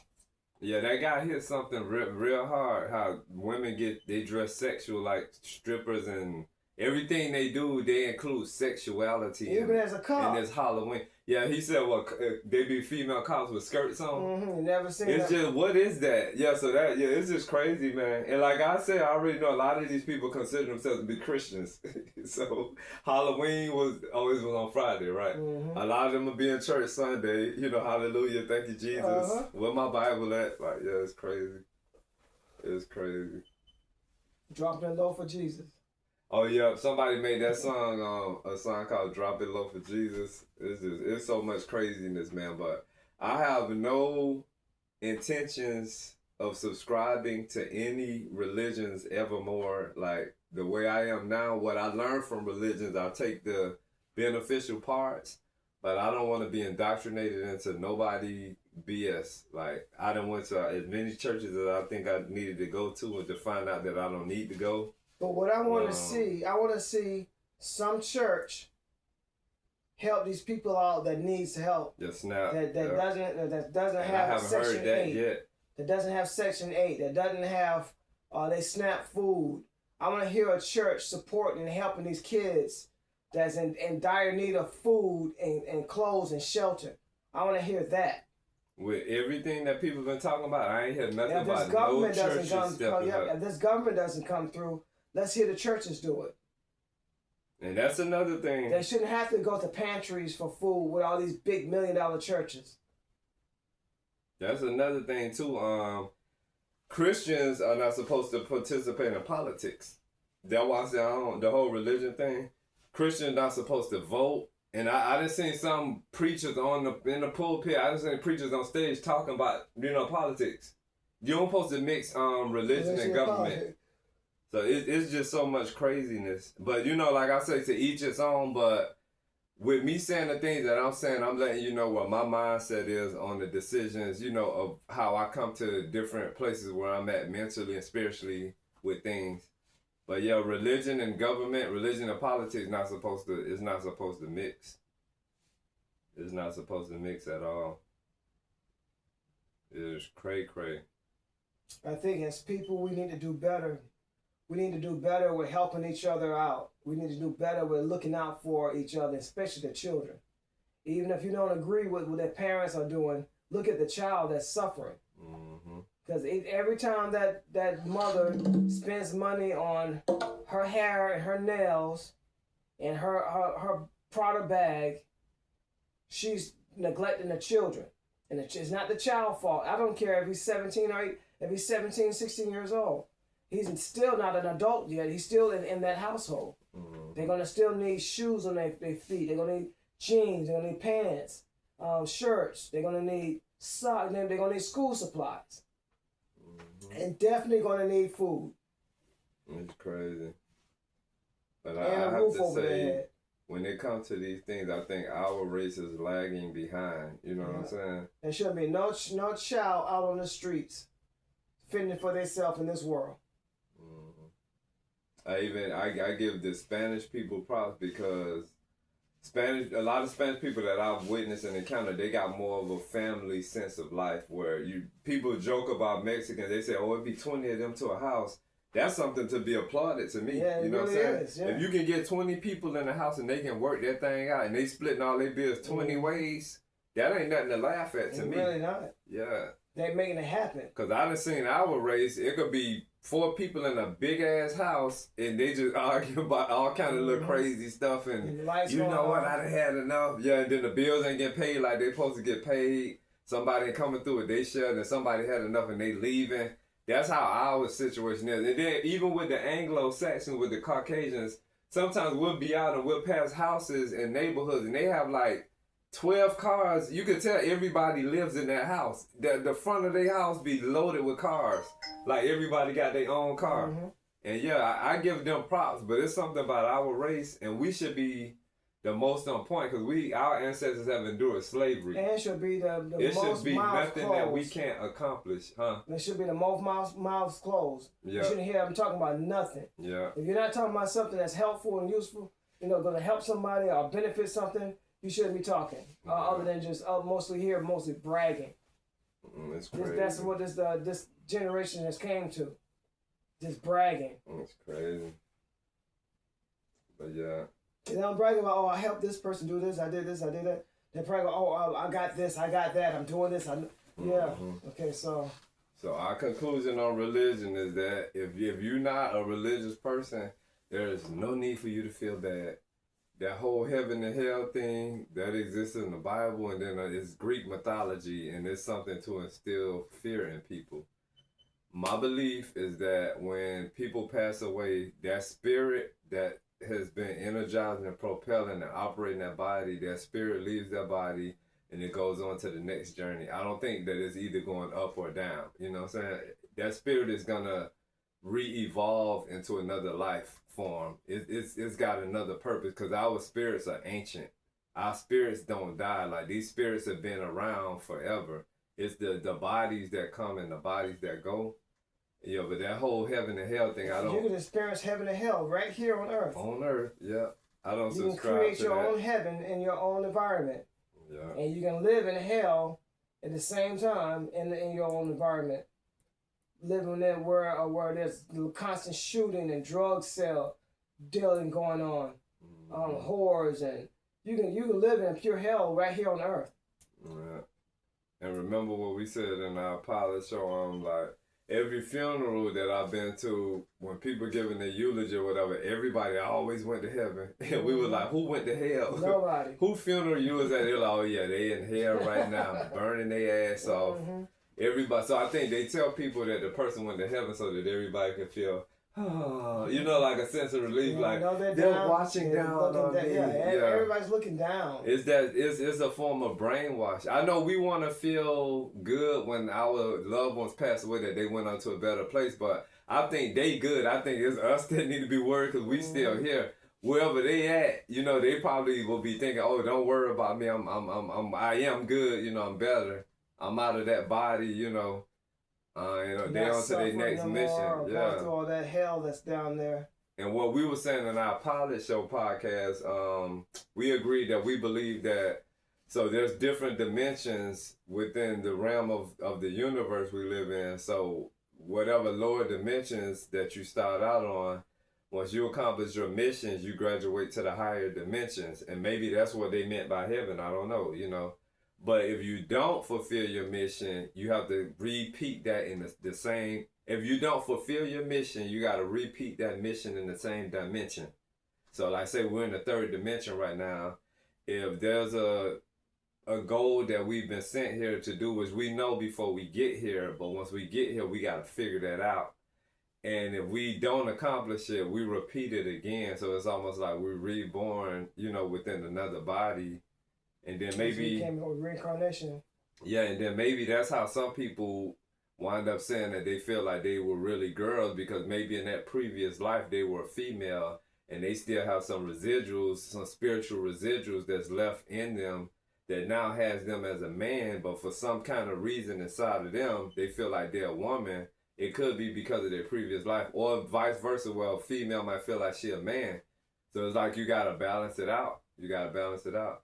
And then some boys not having their fathers as a masculine or male guidance, that can contribute to a boy being gay. And then some girls not having their moms that'll show them nurturing and tenderness and, you know, loving kindness, that can contribute to a girl being, you know, it's so many different reasons. If they have both of them in their life, and they gravitate more to the females gravitate more to the dad. It becomes they call a daddy's girl. Yeah. And then the boy, mama's boy. Mama's boy. So yeah, it's so many different reasons of how people can become, you know, gay. So I think now the world probably looks at it not as bad as it used to be in the past because it's on TVs, it's everywhere, you know, gay is everywhere. And it does happen where kids are people being molested as kids. And raped. So you might get a female that might get raped and she might despise of men after that and then, you know, she gravitates towards liking men. I'm liking women, I'm sorry. Or you might get a man that gets raped by a female because men and boys get raped by women as well. And he might... You don't hear it. Nobody seems to give that no attention for some reason. They make it seem like, oh, you know, whoop-de-doo. But yeah, you get boys that get raped by women and then they decide, you know, they feel more comfortable with men because of that experience. Because, yeah, it's just as many women out there that rape men and boys than, you know, men that rape women and girls. So yeah, it happens both ways. You don't hear that part most. You mostly hear about the women getting raped by men. Yeah, when you hear the word rape, I think the first thing popping in people's head is a man did it. You know what I'm saying? That's the way society has us brainwashed to think that women don't do the same things that men do, and they do. Like women do everything a man does bad, a woman does as well. There is no difference. It's no difference. So yeah, it's wild, but yeah. So you don't necessarily have to be a part of a church if you want to. That's your thing. But if you're gonna be in it, you know, I think you gotta be about it. You can't be sideways with it or biased with it. You know, if you're not living according to that Bible that you study, or whatever your religious doctrine is, don't look down on anybody else. You know what I'm saying? If they not living according to how you think they should live. Please like, share, subscribe, and comment. Yup. We got kind of deep this time, but the biggest goal is we should be looking out for each other. We should be helping each other. Mm-hmm. When we see someone else down and out, we should try to help lift them up, other than put them down. And then that gay person that might live across the street from you or next door to you, don't shun them because guess what? that gay man next door to you might actually be the outlet for your gay son that might tell you one day he gay and he need to talk to somebody that's in that same affiliation, you know, of that lifestyle. Or that gay woman that might live across the street from you or next door. Don't shun her, because guess what? Your daughter might wind up telling you that she's gay and she need to talk to somebody gay, and that person can be that person, because you as a parent, they can talk to you but so much, but then they're going to need somebody that has a stronger understanding.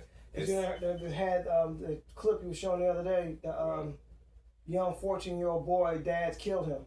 Yeah, y'all, we seen this one clip. This boy dad found out he was gay, 14 years old. He shot him, right? At first, he was living in an apartment by himself. That was crazy, too. First, he had him in an apartment by himself. He was like home most of the time by himself anyway. And then he come in and caught him with his friend, and he tried to chase the kid out or something, they said. And then they had got into a big argument about, because he was 14 years old. Yeah, that's young, too. Dad shot and killed him. Because he said he'd rather have a dead son than a gay son. I don't think it's that serious. Like, you rather have that person, like, dead. Like, I don't think it's that serious. No child should lose their life being here on this earth for 14 years because their dad decided to kill him. He could have easily just let the child move in with the mother, or let somebody else adopt this child. And the crazy thing was, before my dad moved to his ex-wife Teresa, she was like, "Oh, you know your dad don't like gay people." I'm like, "Okay, well, I got to see how this gonna work out." But yeah, that's crazy. And my half brother told me that my father used to call him a faggot when he was a child. Wow. So what daddy called his son a faggot, and then you're a Christian? It's so many things. Yeah, it's so many things. It's really messed up. But yeah, y'all, life is crazy, and you know, to each its own, and we gotta make life as uncrazy as we can, and we gotta understand that everybody got a touch of craziness in their life. And like Kel said, people gotta have each other's back more. We need to go back to the old times with a lot of stuff. And yeah, if somebody use you or get over on you, you know, just know that this temporary, whatever do to them, they're gonna receive retribution. Yeah. Reap what you sow. But yeah, other than that, we're good. Yeah, please like, share, and subscribe, and please continue to watch our videos and support our page, our channel. My first impression of Glenn was impressive. I'm sorry, y'all. Thanks for all the cash apps and donations. Love you guys, and please continue to help. Peace. There we go. Yes, showtime. Lights, camera, action.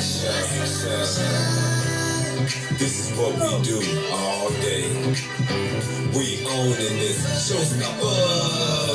So bossed up.